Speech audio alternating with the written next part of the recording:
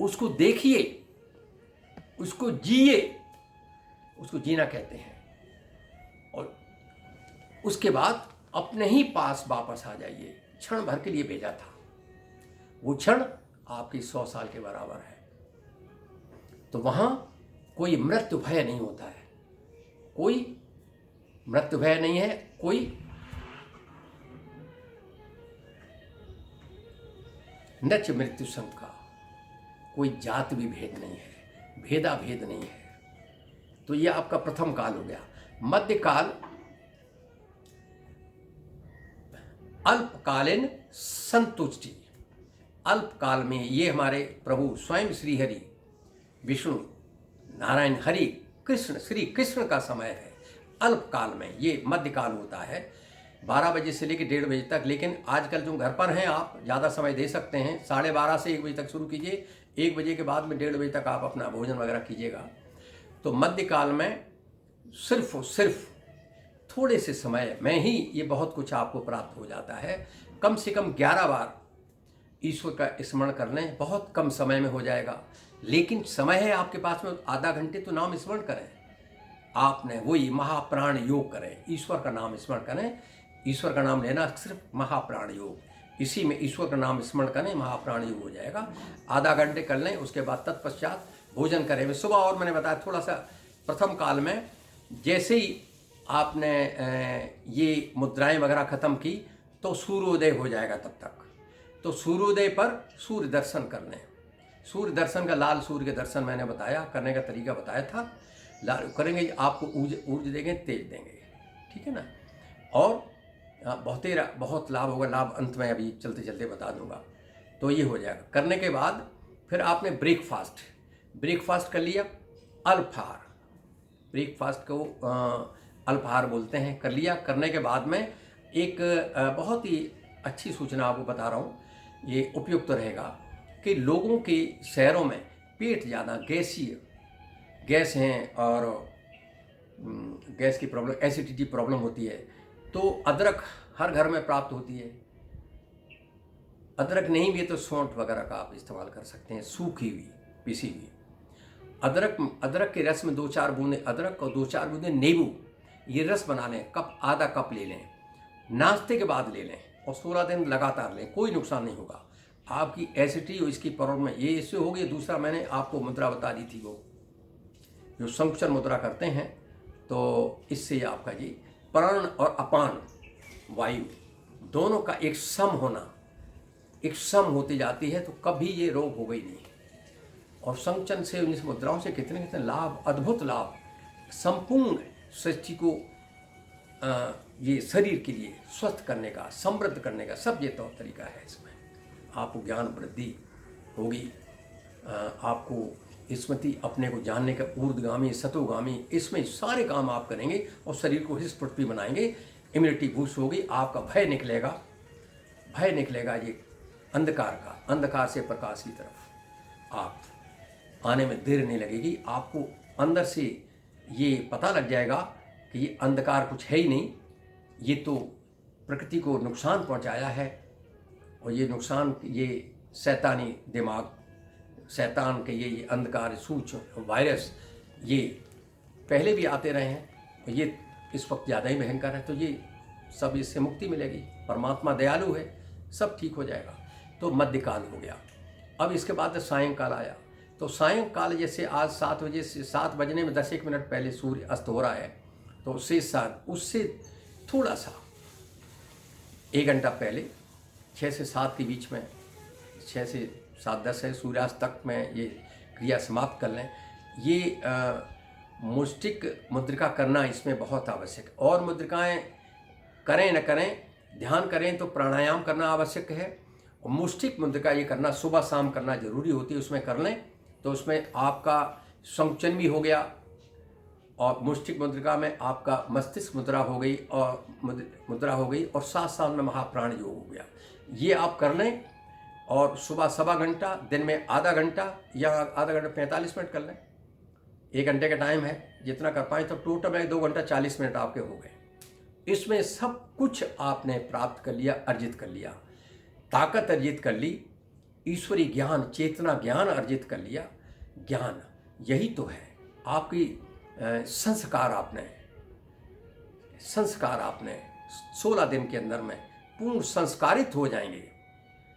अल्पकालीन सिद्धि अल्पकाल में, और अल्पकालीन संतुष्ट भी हो जाएंगे आप, सिद्ध भी हो जाएंगे और संतुष्ट भी हो जाएंगे। तो ये शाम को अब ये कर लिया। उसके बाद में जो आपका रात्रि का भोजन है ना, बहुत देर से नहीं करें। जठर अग्नि आपकी सूर्यास्त के 2 घंटे के अंदर में भोजन करना ही होता है। वो करेंगे तो अति उत्तम पाचन होगा, डाइजेशन बहुत अच्छा रहेगा। तो कोशिश करें ये सब क्रिया करते हुए 10 बजे तक सोने का प्रयास करें हर हालत में। वैसे तो 9 बजे तक होना चाहिए, लेकिन जो निद्रा प्रथम रात्रि मध्यकाल से पहले की होती है बहुत अद्भुत होती है, दोगुना के बराबर काम करती है। तो अगर नहीं कर पाते हैं आप, अभी शुरू करते हैं तो 10 बजे भी अगर सो जाएं तो 10 से 12 की नींद अति उत्तम, 4 घंटे के बराबर आपका काम यही हो गया। फिर 4 बजे बहुत आराम से जग पाएँ। कोशिश करें, शुरू तो करें यही अभ्यास की। तो आपने रात्रि भोजन किया, बहुत ज़्यादा नहीं करना इन दिनों। जब तक आप ये क्रिया चल रही तो थोड़ा सा कम, अगर 3 रोटी खाते हैं तो उसमें 2.5 खाएं, 2 ही खाएं। 4 खाते हैं तो 3 खाएं, 2 खाते हैं तो 1। थोड़ा सा ये अन्न का थोड़ा सा प्रभाव इसमें कम करें, कम खाएं तो आपको बहुत अच्छा इसमें मन लगेगा इसमें। तो मैंने बताया कि मन ही चंचल मन ही चेतना है अगर आपने सहज कर लिया, और चेतना ही मन है अगर चंचल हो गई। तो चंचलता को खत्म करना है। ये चंचलता ही तो प्रॉब्लम दे रही है ये। तो इससे अंत में आपको ये सब मैंने बताया, अद्भुत लाभ होने जा रहे हैं 16 दिन में। क्या लाभ नहीं है, संपूर्ण लाभ की तरफ आप जा रहे हैं, संपूर्ण ज्ञान की तरफ आप उन्मुख हो रहे हैं, संपूर्ण ज्ञान प्राप्त की तरफ आप बढ़ रहे हैं। और यही तो है। और ये धर्म की परिभाषा मैंने, या धार्येति इति धर्म, जिसने सृष्टि को धारण किया हुआ है उसे ही हमें तो धारण करना है। मन मना भव मद भक्तो, मानसिक उपासना मेरी करनी है। मन में मानसिक उपासना, इसमें कुछ आपका 1 पैसा भी खर्च नहीं होता। और ये ईश्वर को जानना है। क्षण भर के लिए आप आए हैं, कहाँ बाहर में आप ढूंढ रहे हैं अपने परमात्मा। परमात्मा तो हमारे अंदर है, हर वक्त अंदर है। हमें अपने अंदर ही खोजना है, अंदर ही उनको स्मरण करना है, तभी हम मुक्त हो पाएंगे, तभी जीवित मोक्ष। तभी आपको हम कहते हैं देह शुद्ध, मतलब शरीर शुद्ध, शरीर स्वस्थ, मन शुद्ध। आत्मनो मुच्छार्तम जगत हिताय च। आप आए हैं क्षण भर के लिए, कुछ लेके नहीं आए, कुछ लेके नहीं जाएंगे। लेकिन जब परमात्मा ने आपको भेजा है तो कुछ कल्याण तो करना होगा ना। कुछ तो यादें छोड़ के जाइए, कुछ तो करके जाइए। जगत हित के, जगत की सोचोगे तो आपका उसमें परिवार भी आता है, समाज भी आता है, देश भी आता है, वसुधा भी आती है। तो हमारा लक्ष्य, उद्देश्य, सब लक्ष्य क्या है, उद्देश्य क्या है, कर्तव्य क्या है, कर्तव्य क्या है।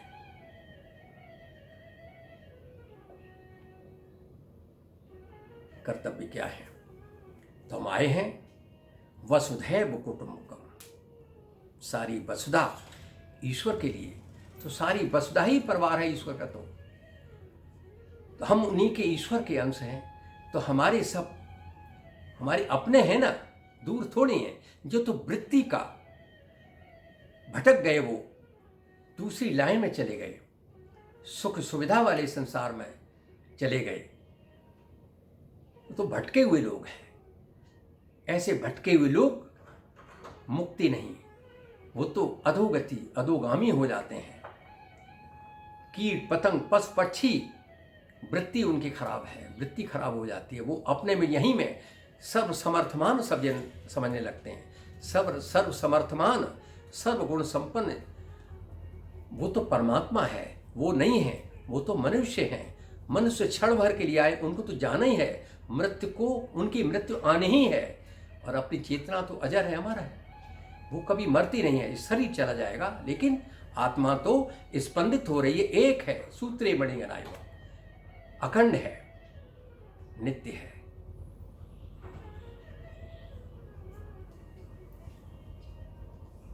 तो हमको वसुधैव कुटुंबकम सर्वे भवन्तु सुखिनः, हमारी सबकी, मैंने बताया कि कैसे पूरी वसुधा का हम 1, 100, 100 से 1000, 1000 से 10 लाख, 10 लाख से 1 करोड़, 1 करोड़ सारी वसुधा को ठीक करने की क्षमता रखते हैं, इस अंधकार से निकलने की क्षमता रखते हैं। सर्वे संतु निरामया, सब निरोगी हो। इस वक्त एक ही समस्या है कि इस छाया अंधकार से कैसे दूर हो। तो मैं शांति सूत्र का पाठ करता हूं। असतो मा सदगमय, तमसो मा ज्योतिर्गमय, मृत्योर्मा अमृतम गमय। ओम शांति शांति शांति। हरि ओम तत् सत। मेरा सभी जो मुझे सुनने वाले हैं, जो मुझे श्रवण कर रहे हैं, मेरा सभी से निवेदन है कि इस शांति पाठ का सभी लोग इसको याद कर लें और इन 16 दिनों तक क्या हमेशा हमेशा इसको दोहराया करें, अपने मन मन में, अपनी वाणी से भी दोहरा सकते हैं। इसका मतलब यही है, हे प्रभु मुझे असत्य से सत्य का मार्ग दिखाएं, सत्य की ओर ले चलें। हे प्रभु अंधकार से हमें, अंधकार जो आजकल अंधकार, ये अंधकार ही है, काली छाया, अकाल मृत्यु, अंधकार से प्रकाश की ओर हमको ले चलें। हे प्रभु हमें असत्य से सत्य का मार्ग दिखाएं, हम भटक गए हैं असत्य से सत्य का। हरि ही ओम, हरि ही ओम मतलब हरि, हरि ही परमात्मा है, हरि ही जगदीश्वर हैं, श्री कृष्ण हैं। हरि ओम तत् सत। तत् माने वह, सत माने सत्य, वही सत्य है, यही सत्य है। तो मैं जगदीश्वर कृष्ण से प्रार्थना करता हूँ, ये हम प्राणियों में, सारी वसुधा के प्राणियों का ये कष्ट हर लें, ये अंधकार से प्रकाश हमारे जीवन में आ जाए है, इसकी हम प्रार्थना करते हैं। परमात्मा हमारे दयालु हैं, कृपा करेंगे। जय श्री कृष्ण, जय श्री कृष्ण, जय श्री कृष्ण।